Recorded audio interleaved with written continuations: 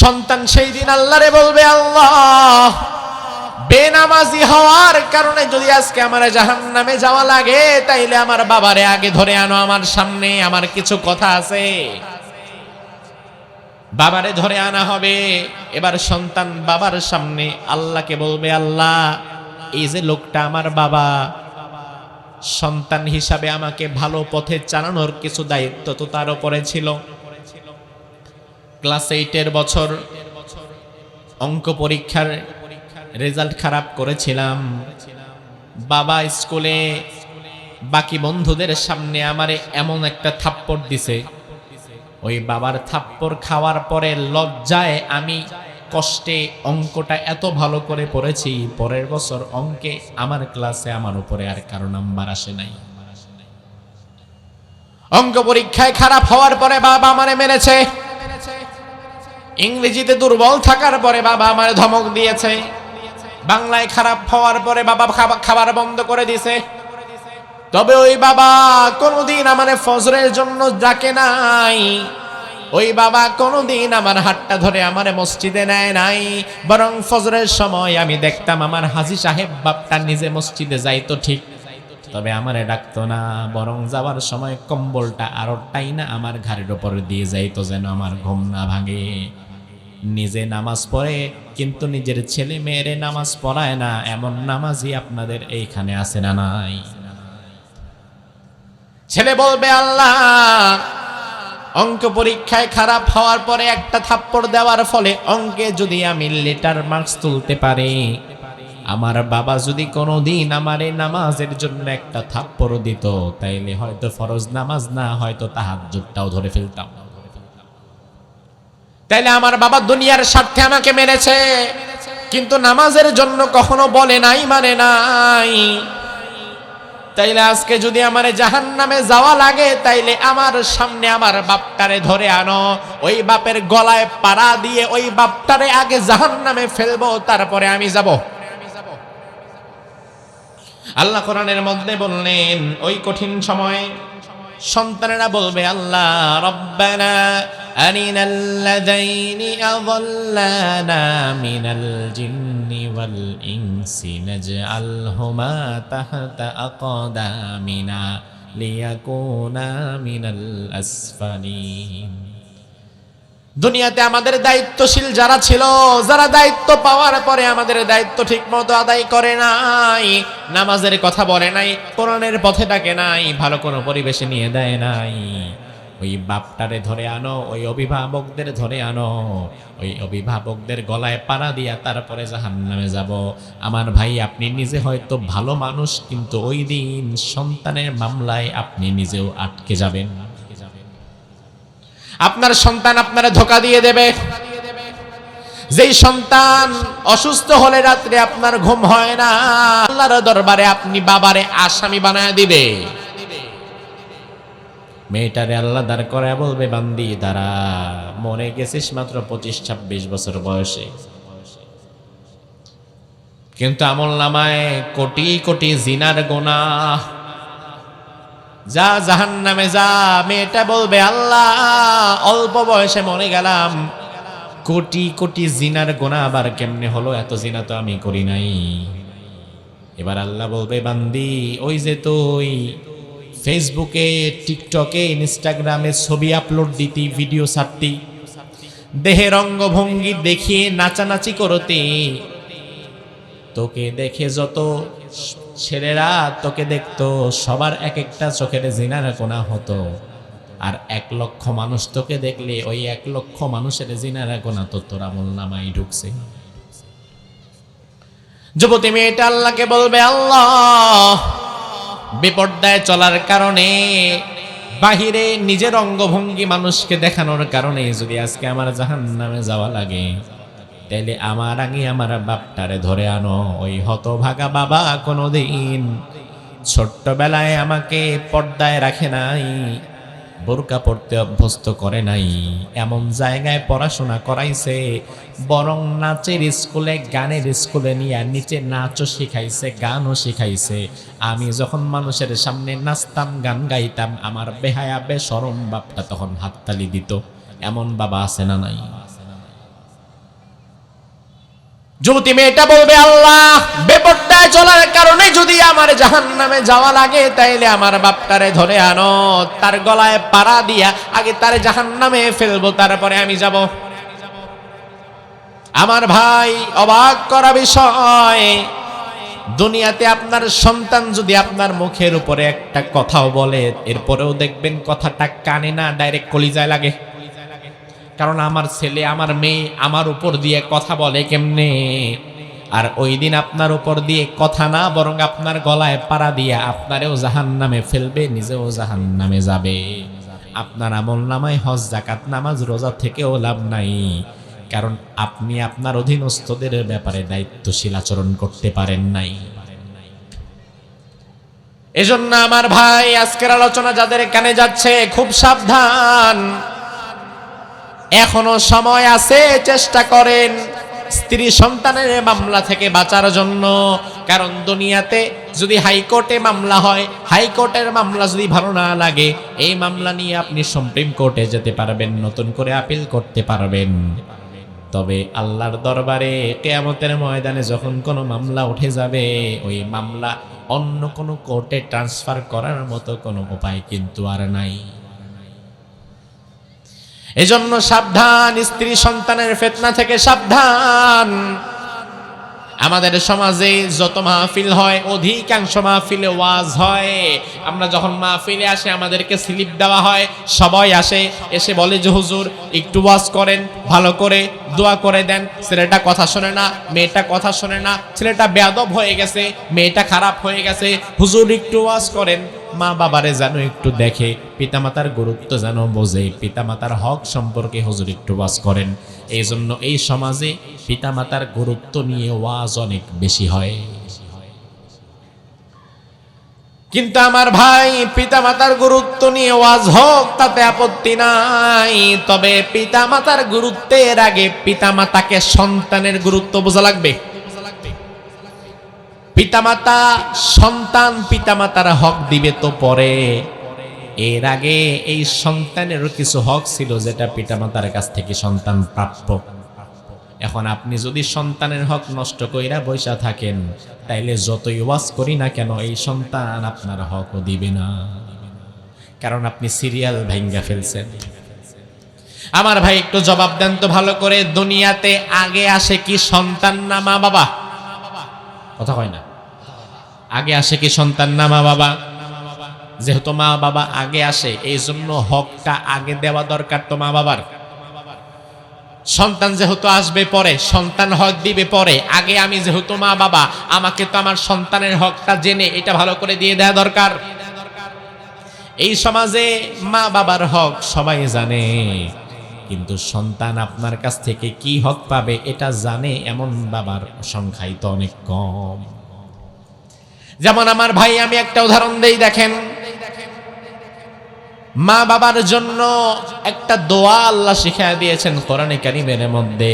ওই দোয়া পরে আমরা আমাদের মা বাবার জন্য দোয়া করতে পারবো, এমন একটা দোয়া কোরআনের মধ্যে আছে না নাই? কথা কয় না?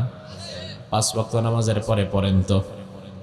দোয়াটা হচ্ছে, সবাই পড়েন, রব্বির হামহুমা কামা রব্বায়ানি সগীরা। আয় আল্লাহ, আমার মা বাবা ছোট্টবেলায় যেভাবে রহমতের চাদরে আমারে লালন পালন করেছে, তুমিও আমার মা বাবারে তোমার রহমতের চাদর দিয়ে ঢেকে রেখো। সুবহানাল্লাহ। তাহলে মা বাবার জন্য কি দোয়া করা লাগবে, এই সমাজের 100 মুসলমানের সেটা জানা আছে। যে কোনোদিন মাদ্রাসায় আসে নাই, এমনকি 5 ওয়াক্ত নামাজও পড়ে না, শুধু জুমার দিন যায়, ওই জুমার দিনের মুসল্লিদেরও এই দোয়াটা জানা আছে না নাই? এবার আমি যদি বলি, ভাই, সন্তানের জন্য একটা দোয়া আল্লাহ মা বাবারেও শিখিয়ে দিছে, ওই দোয়াটা কয়জন পারেন? ওই দোয়ার দিকে তাকাইলে খবর নাই যে পোলা পানির লিগে আবার কিসের দোয়া। আরে মিয়া, পোলা পানের জন্য দোয়া তো আল্লাহ আগে শিখাইছেন, কারণ পোলা পান আসে আগে। কিন্তু আপনি সন্তানের জন্য কি দোয়া করবেন এটা আপনার জানাই নাই। আল্লাহ রাব্বুল আলামিন কোরআনের মধ্যে শিখায় দিলেন, ও আমার ইমানদার বান্দারা, নিজের সন্তানদের জন্য দোয়া করবা। রব্বি রব্বানা হাব লানা মিন আজওয়াজিনা ওয়া যুররিয়াতিনা কুররাতা আয়ুনিন ওয়াজআলনা লিল মুত্তাকিনা ইমামা। এত সুন্দর দোয়া। এর আগে রব্বিরহামহুমা কামা রব্বায়ানি সগীরা পড়ার সময় সবার মুখে হাসি, সবাই নাচতে নাচতে পড়তেছে। কিন্তু এইবার এই দোয়া শোনার পরে অনেকে চিন্তা করতেছে দোয়া কি এটা মঙ্গল গ্রহ থেকে আসছে নাকি। এই দোয়া অনেকের জানাই নাই। আসলে সন্তানের হক আমরা দেব কিভাবে, সন্তান আমার কাছে কি কি হক পায় ওইটা তো আমি বাবা হিসাবে জানি না।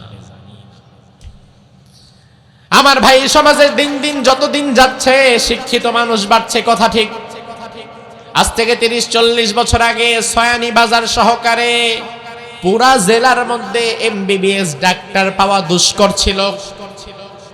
গ্রামে গঞ্জে ছিল সব হাতুড়ি ডাক্তার। ভালো চিকিৎসার জন্য হয়তো নোয়াখালী সদরে অথবা ফেনীতে, কুমিল্লাতে কিংবা ঢাকায় যাওয়া লাগতো 30 বছর আগে। কিন্তু এখন এমবিবিএস ডাক্তার আপনাদের নোয়াখালী, লক্ষ্মীপুরে, আপনাদের সয়ানি বাজারেও 2-4 জন আছে না নাই? কিন্তু আজ থেকে 30 বছর আগে ছিল না।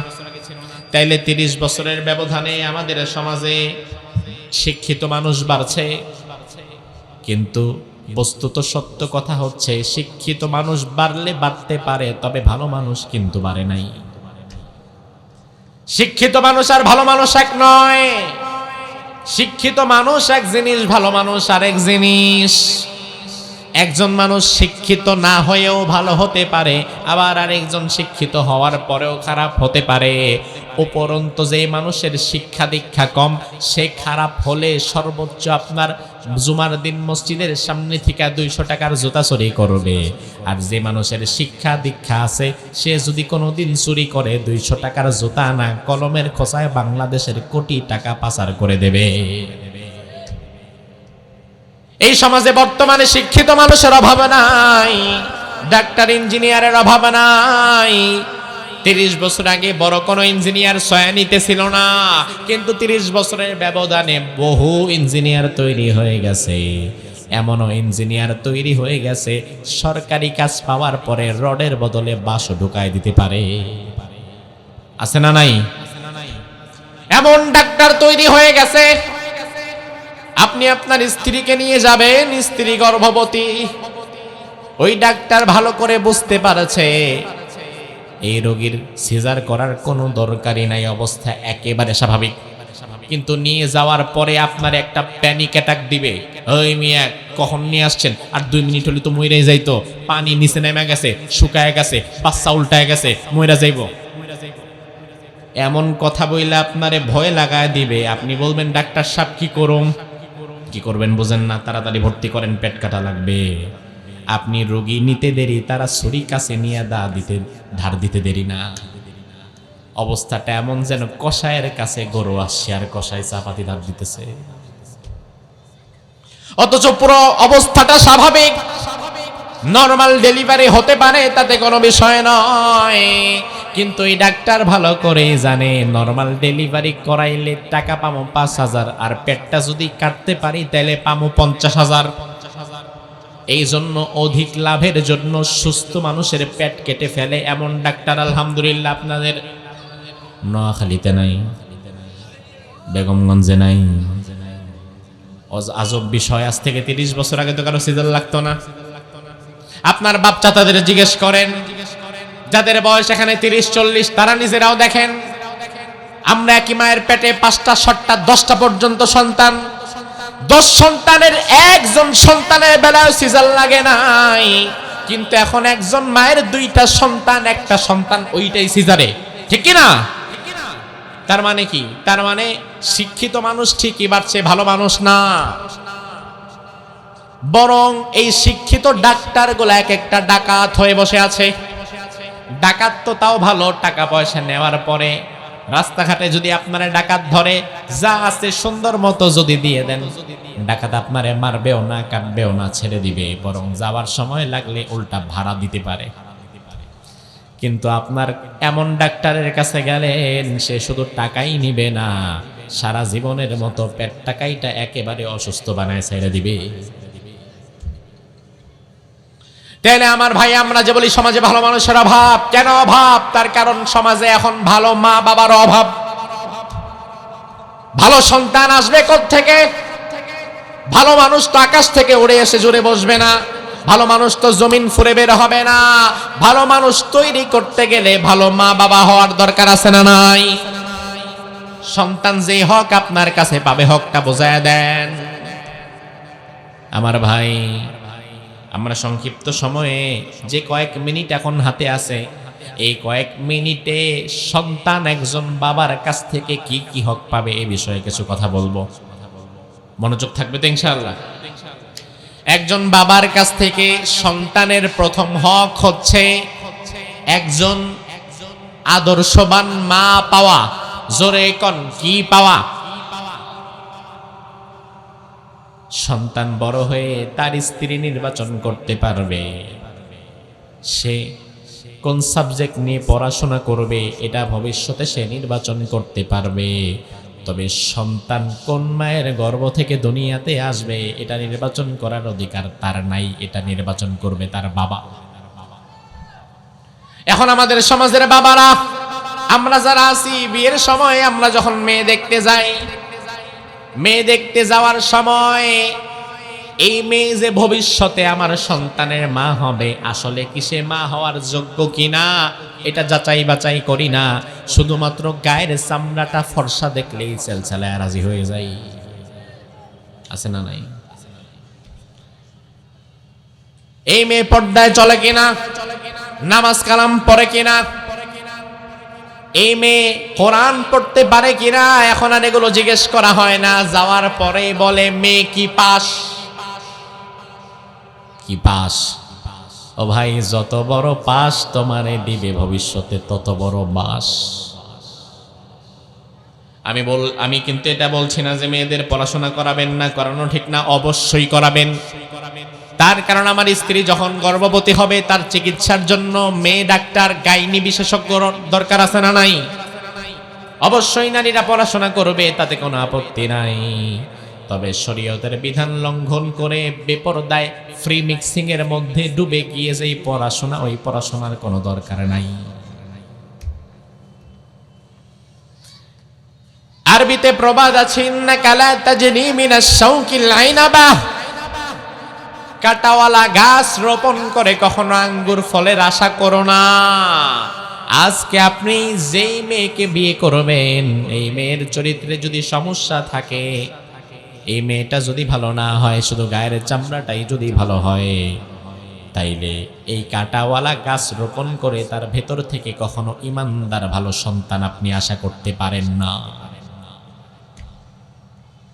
ভালো সন্তানের জন্য আপনার সন্তান আপনার কাছে প্রধান হক যেটা পায় সেটা হচ্ছে তাকে একজন ভালো মা নির্বাচন করে দেন।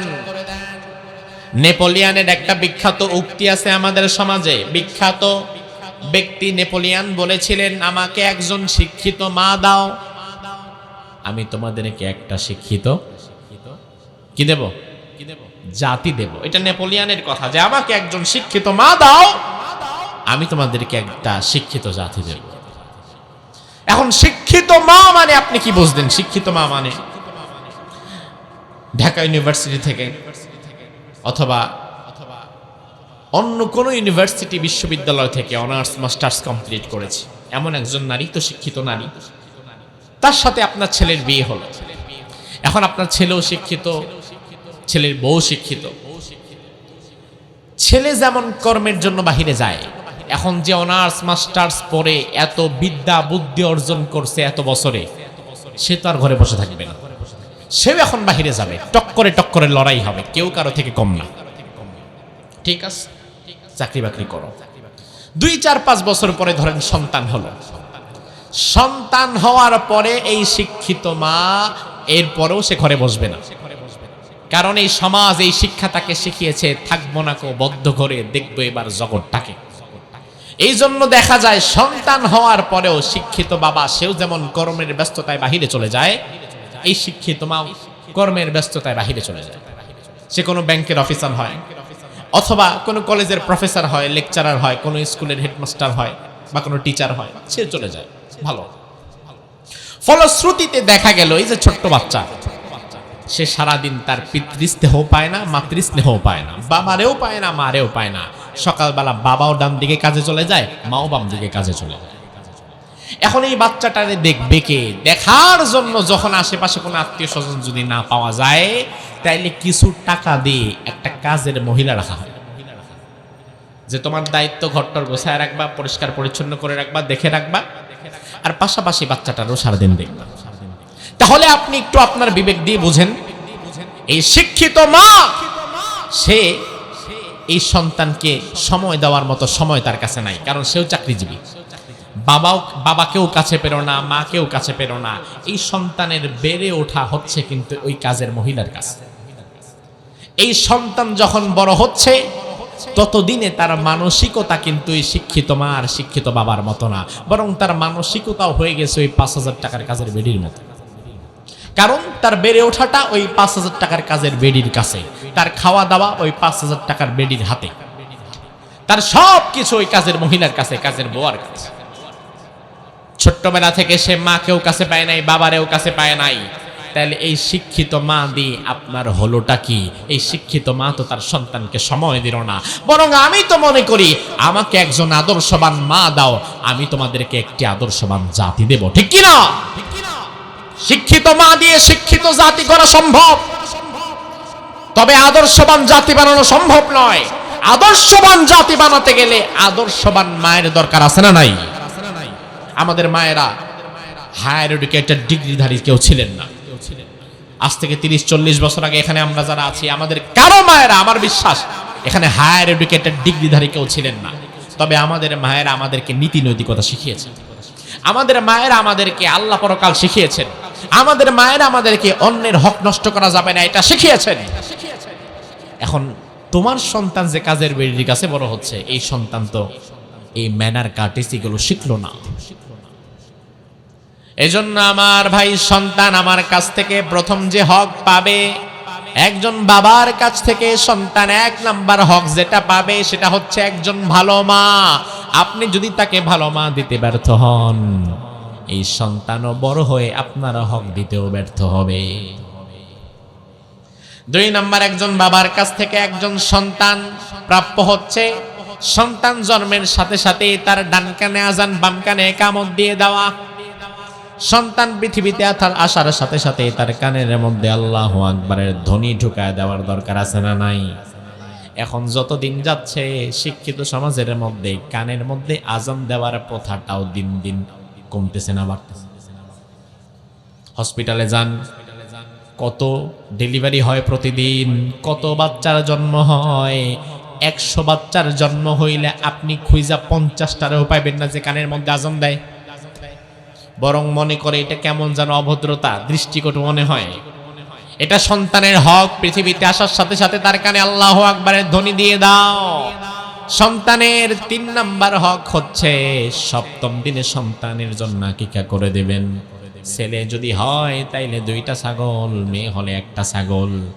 এখন সামর্থ্য থাকার পরেও সন্তানের আকিকা করে নাই এমন মানুষ আমাদের সমাজে আছে না নাই? এটা সন্তানের হক ছিল। এই আকিকার মাধ্যমে আপনার সন্তানের জীবনের বালা বিপদগুলো আল্লাহ কাটায় দিতেন। সন্তানের 4 নাম্বার আরেকটা হক হচ্ছে আকিকার পরপরেই 7ম দিনে সন্তানের একটা সুন্দর নাম আপনি রেখে দিবেন। আমার ভাই, সমাজে দিন দিন যতদিন যাচ্ছে শিক্ষিত মানুষ বাড়ছে, কথা ঠিক। আজ থেকে 30-40 বছর আগে সয়ানি বাজার সহকারে পুরা জেলার মধ্যে MBBS ডাক্তার পাওয়া দুষ্কর ছিল। গ্রামে গঞ্জে ছিল সব হাতুড়ি ডাক্তার। ভালো চিকিৎসার জন্য হয়তো নোয়াখালী সদরে অথবা ফেনীতে, কুমিল্লাতে কিংবা ঢাকায় যাওয়া লাগতো 30 বছর আগে।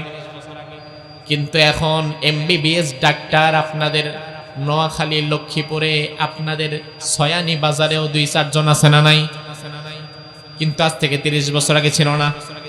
তাইলে 30 বছরের ব্যবধানে আমাদের সমাজে শিক্ষিত মানুষ বাড়ছে, কিন্তু বস্তুত সত্য কথা হচ্ছে শিক্ষিত মানুষ বাড়লে বাড়তে পারে, তবে ভালো মানুষ কিন্তু বাড়ে নাই।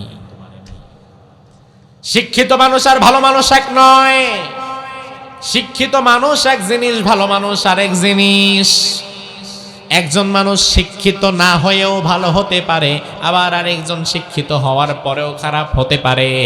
উপরন্তু যে মানুষের শিক্ষা দীক্ষা কম, সে খারাপ হলে সর্বোচ্চ আপনার জুমার দিন মসজিদের সামনে থেকে 200 টাকার জুতা চুরি করবে। আর যে মানুষের শিক্ষা দীক্ষা আছে, সে যদি কোনোদিন চুরি করে 200 টাকার জুতা না, কলমের খোঁচায় বাংলাদেশের কোটি টাকা পাচার করে দেবে। এই সমাজে বর্তমানে শিক্ষিত মানুষের অভাব নাই, ডাক্তার ইঞ্জিনিয়ারের অভাব নাই। 30 বছর আগে বড় কোনো ইঞ্জিনিয়ার সয়ানিতে ছিল না, কিন্তু 30 বছরের ব্যবধানে বহু ইঞ্জিনিয়ার তৈরি হয়ে গেছে। এমনও ইঞ্জিনিয়ার তৈরি হয়ে গেছে, সরকারি কাজ পাওয়ার পরে রডের বদলে বাঁশও ঢুকায় দিতে পারে। আছে না নাই? এমন ডাক্তার তৈরি হয়ে গেছে। আপনি আপনার স্ত্রীকে নিয়ে যাবেন, স্ত্রী গর্ভবতী, ওই ডাক্তার ভালো করে বুঝতে পারছে এই রোগীর সিজার করার কোনো দরকারই নাই, অবস্থা একেবারে স্বাভাবিক। কিন্তু নিয়ে যাওয়ার পরে আপনার একটা প্যানিক অ্যাটাক দিবে, ওই মিয়া কখন নিয়ে আসছেন, আর 2 মিনিট হলে তো মইরাই যাইতো, পানি নিচে নেমে গেছে, শুকায় গেছে, বাচ্চা উল্টায় গেছে, মইরা যাইব। এমন কথা বইলে আপনারে ভয় লাগায় দিবে। আপনি বলবেন ডাক্তার সাহেব কি করুম? কি করবেন বুঝেন না, তাড়াতাড়ি ভর্তি করেন, পেট কাটা লাগবে। আপনি রোগী নিতে দেরি, তারা ছুরি কাছে নিয়ে ধার দিতে দেরি না। অবস্থাটা এমন যেন কসাইয়ের কাছে গরু আসছে আর কসাই চাপাতি ধার দিতেছে, অথচ পুরো অবস্থাটা স্বাভাবিক, নরমাল ডেলিভারি হতে পারে, তাতে কোনো বিষয় নয়। কিন্তু এই ডাক্তার ভালো করে জানে নরমাল ডেলিভারি করাইলে টাকা পামো 5,000, আর পেটটা যদি কাটতে পারি তাহলে পামো 50,000। এই জন্য অধিক লাভের জন্য সুস্থ মানুষের পেট কেটে ফেলে এমন ডাক্তার আলহামদুলিল্লাহ আপনাদের নোয়াখালীতে নাই, বেগমগঞ্জে নাই। আজব বিষয়, আজ থেকে 30 বছর আগে তো কারো সিজার লাগতো না। আপনার বাপ চাচাদের জিজ্ঞেস করেন, যাদের বয়স এখানে 30-40, তারা নিজেরাও দেখেন। আমরা একই মায়ের পেটে 5টা 6টা 10টা পর্যন্ত সন্তান, 10 সন্তানের একজন সন্তানের বেলায় সিজার লাগে নাই, কিন্তু এখন একজন মায়ের 2টা সন্তান, একটা সন্তান ওইটাই সিজারে, ঠিক কি না? তার মানে কি? তার মানে শিক্ষিত মানুষ ঠিকই বাড়ছে, ভালো মানুষ না। বরং এই শিক্ষিত ডাক্তারগুলো এক একটা ডাকাত হয়ে বসে আছে। ডাকাত তো তাও ভালো, টাকা পয়সা নেওয়ার পরে রাস্তাঘাটে যদি আপনারা ডাকাত ধরে, যা আছে সুন্দর মতো যদি দিয়ে দেন, ডাকাত আপনারে মারবেও না, কাটবেও না, ছেড়ে দিবে, বরং যাওয়ার সময় লাগলে উল্টা ভাড়া দিতে পারে। কিন্তু আপনার এমন ডাক্তারের কাছে গেলেন, সে শুধু টাকাই নিবে না, সারা জীবনের মতো পেট টাকাইটা একেবারে অসুস্থ বানায় ছেড়ে দিবে। তাহলে আমার ভাই, আমরা যে বলি সমাজে ভালো মানুষের অভাব, কেন অভাব? তার কারণ সমাজে এখন ভালো মা বাবার অভাব। ভালো সন্তান আসবে কোত্থেকে? ভালো মানুষ তো আকাশ থেকে উড়ে এসে জুড়ে বসবে না, ভালো মানুষ তো জমিন ফুরে বের হবে না। ভালো মানুষ তৈরি করতে গেলে ভালো মা বাবা হওয়ার দরকার আছে না নাই? সন্তান যে হক আপনার কাছে পাবে, হকটা বোঝায় দেন। আমার ভাই, আমরা সংক্ষিপ্ত সময়ে যে কয়েক মিনিট এখন হাতে আছে, এই কয়েক মিনিটে সন্তান একজন বাবার কাছ থেকে কি কি হক পাবে এই বিষয়ে কিছু কথা বলবো। মনোযোগ থাকবে তো ইনশাআল্লাহ? একজন বাবার কাছ থেকে সন্তানের প্রথম হক হচ্ছে একজন আদর্শবান মা পাওয়া। জোরে কোন, কি পাওয়া? সন্তান বড় হয়ে তার স্ত্রী নির্বাচন করতে পারবে, সে কোন সাবজেক্ট নিয়ে পড়াশোনা করবে এটা ভবিষ্যতে সে নির্বাচন করতে পারবে।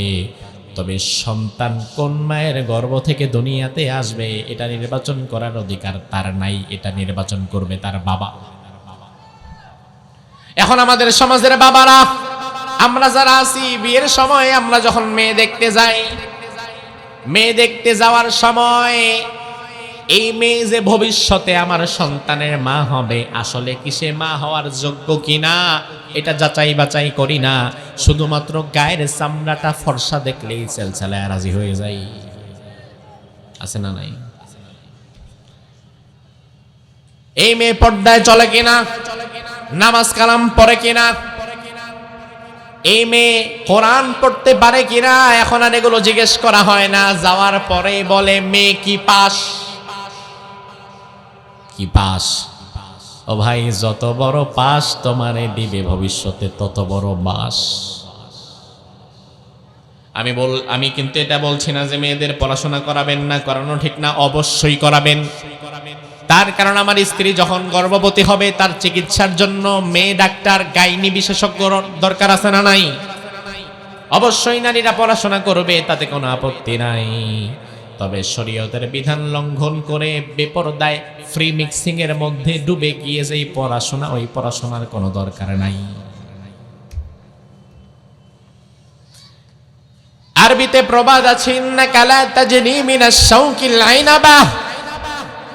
কাটাওয়ালা গাছ রোপণ করে কখনো আঙ্গুর ফলের আশা করো না।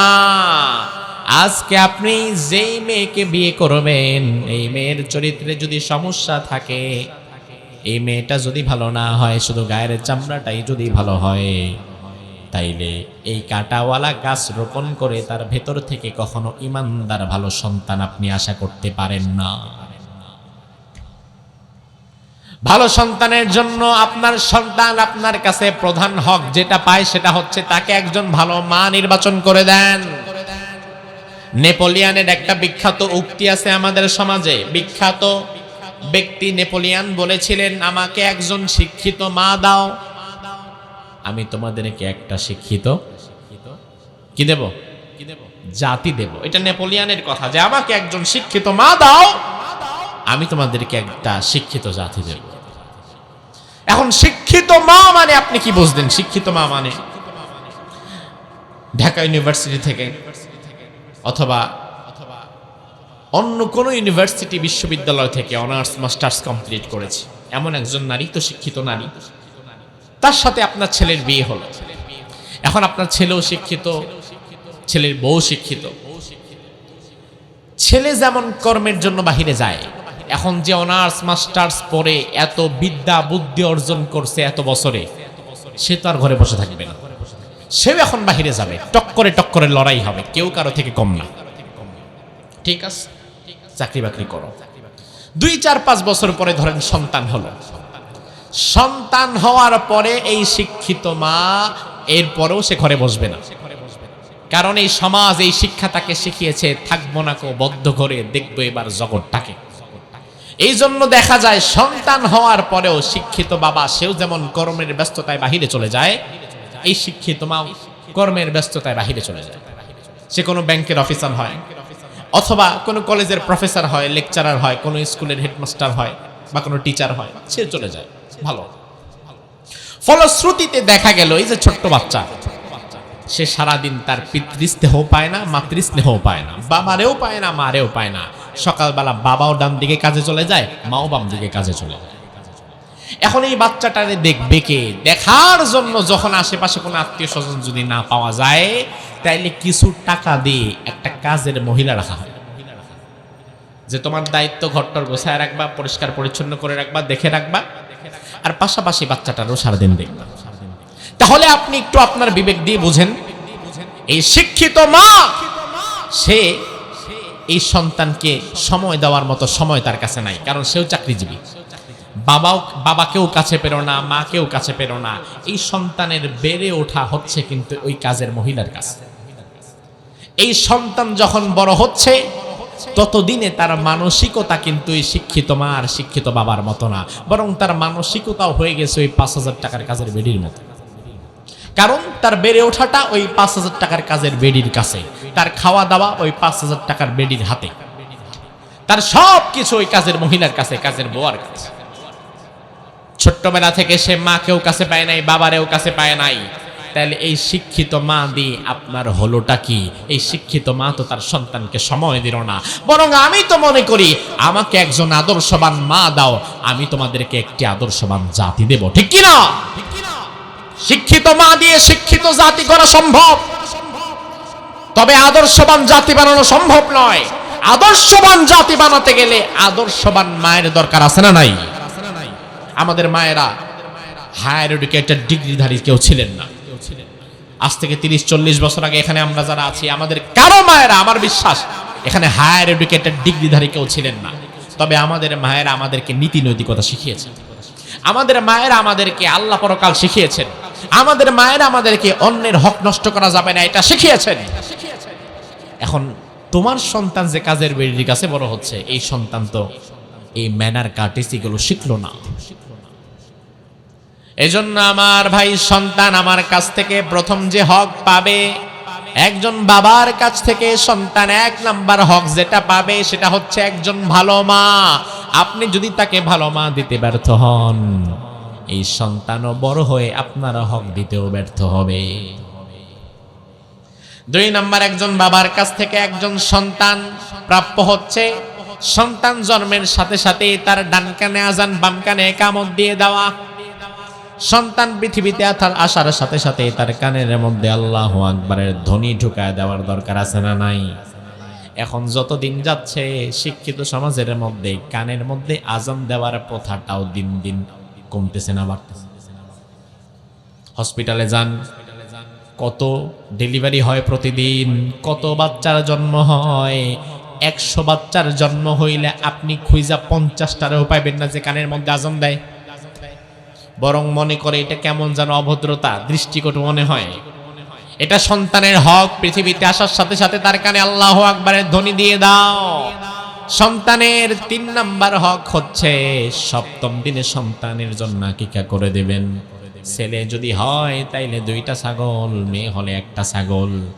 এখন সামর্থ্য থাকার পরেও সন্তানের আকিকা করে নাই এমন মানুষ আমাদের সমাজে আছে না নাই? এটা সন্তানের হক ছিল। এই আকিকার মাধ্যমে আপনার সন্তানের জীবনের বালা বিপদগুলো আল্লাহ কাটায় দিতেন। সন্তানের 4 নাম্বার আরেকটা হক হচ্ছে আকিকার পরপরেই 7ম দিনে সন্তানের একটা সুন্দর নাম আপনি রেখে দিবেন। এখন আমাদের সমাজের নামের বড় অভাব, নামের ক্রাইসিস চলছে। আমাদেরকে ফোন দিয়ে বলে হুজুর একটা নাম দেন, আমরা কোরআন হাদিস থেকে একটা নাম দেই।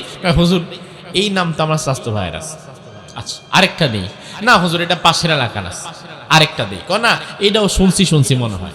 ওনার একটা আনকমন নাম লাগবে, কমন কোন নাম উনি নিবেই না। এখন বাংলাদেশে 18 কোটি মানুষ, আনকমন নাম কি আমি বানামু? এটা কি মেশিন? এটাই বুঝে না যে আরে বাবা নাম কমন তো থাকতেই পারে, নাম কমন হওয়া কি দোষের কিছু না। এখন আপনার একটা আনকমন নাম লাগবে। আহারে মানুষ আনকমন নাম খুঁজতে গিয়া পোলার নাম এমন অদ্ভুত নাম রাখে, এর নাম শুনলে বোঝার উপায় নাই, চেক করে না দেখলে যেটা বেডা না বেডি আছে না নাই?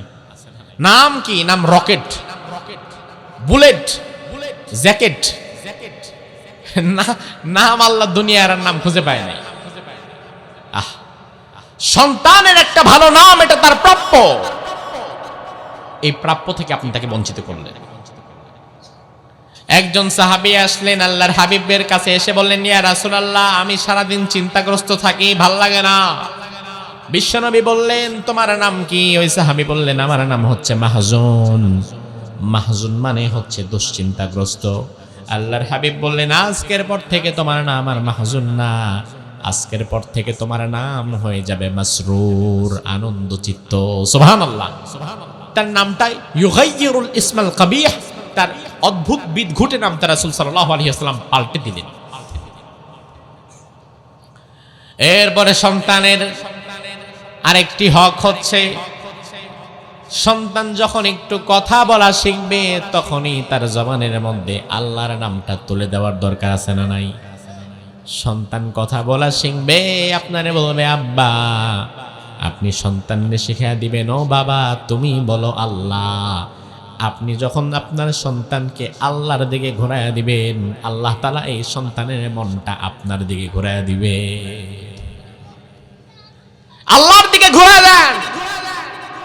আপনার সন্তান ছোট ছোট কথা বলা শিখেছে, আপনার সন্তানকে আল কোরআন ইন্টারন্যাশনাল হিফজ মাদ্রাসার মতো একটা মাদ্রাসায় নিয়ে আসলেন, যে মাদ্রাসা থেকে তাকে কোরআন হাদিস শেখানো হবে, আল্লাহর সাথে পরিচয় করিয়ে দেওয়া হবে। তাইলে যেই সন্তান তার শিক্ষা জীবনের শুরুতে কোরআনে কারীম থেকে আল্লাহর পরিচয় পেয়ে যায়, আল্লাহ বলে, বান্দা তুমি তোমার সন্তানকে আমার হাতে দিয়েছো, আমার পথে দিয়েছো, এবার আমার দায়িত্ব হচ্ছে বাকি জীবন তোমার সন্তানটারে তোমার ভালোর জন্য গড়ে দেওয়া। এজন্য আমার ভাই, আপনাদের কাছে আমি একটা জরিপ করে শুনতে চাই। বর্তমান বাংলাদেশে অনেক বৃদ্ধাশ্রম আছে যেখানে সন্তানেরা তাদের বুড়া বুড়ি মা বাবারে ফেলে রেখে আসে, খোঁজও নেয় না, দেখেও না। ঢাকায় যায়, গাজীপুরে আছে, দেখতে পারবেন অনেক বৃদ্ধাশ্রম যেখানে মা বাবাদেরকে সন্তান ফেলে দিয়ে আসে, সারা বছরও খোঁজ খবর নেয় না। ওই বৃদ্ধাশ্রমে কোটি কোটি টাকার মালিক এমন সন্তানের মা বাবাও আছে না নাই? ডাক্তার, ইঞ্জিনিয়ার, বড় বড় অফিসারের মা বাবা আছে না নাই? তবে আজকে আমি এই মাদ্রাসার মাহফিল থেকে আপনারে কথা দিয়ে যেতে পারি, ওই বৃদ্ধাশ্রমে গিয়া খোঁজ খবর নেওয়ার পরে ডাক্তারের মা, ইঞ্জিনিয়ারের মা, ডাক্তারের বাবা, ইঞ্জিনিয়ারের বাবা, বড় পুলিশ অফিসার, বড় অফিসারের মা বাবা পেতে পারেন। তবে বাংলাদেশের কোনো একটা বৃদ্ধাশ্রম খুঁজে একজন হাফেজ আলেম, একজন মাদ্রাসা পড়ুয়া এমন কারো মা বাবা আপনি পাবেন না। একজন ইমাম সাহেব, মুয়াজ্জিন সাহেব বেতন পায় মাত্র 8,000, 10,000, 7,000, স্ত্রী সন্তান নিয়ে চলে, এর উপরে আবার মা বাবারেও দেখে, মা বাবারে ফালায় না। তার কারণ ওই যে ছোট্টবেলায় মাদ্রাসায় পড়েছে, কোরআন হাতে নিয়েছে। আর আপনার সন্তানের হাতে যখন কোরআন উঠে যাবে, আপনার সন্তানরা আপনার রব আপনার গুরুত্ব বোঝায় দিবে। কারণ কোরআনের মধ্যে আল্লাহ রাব্বুল আলামিন বলেন, ওয়াকাযা রাব্বুকা আল্লা তা'বুদু ইল্লা ইয়্যাহু ওয়া বিল ওয়ালিদাইনি ইহসানা।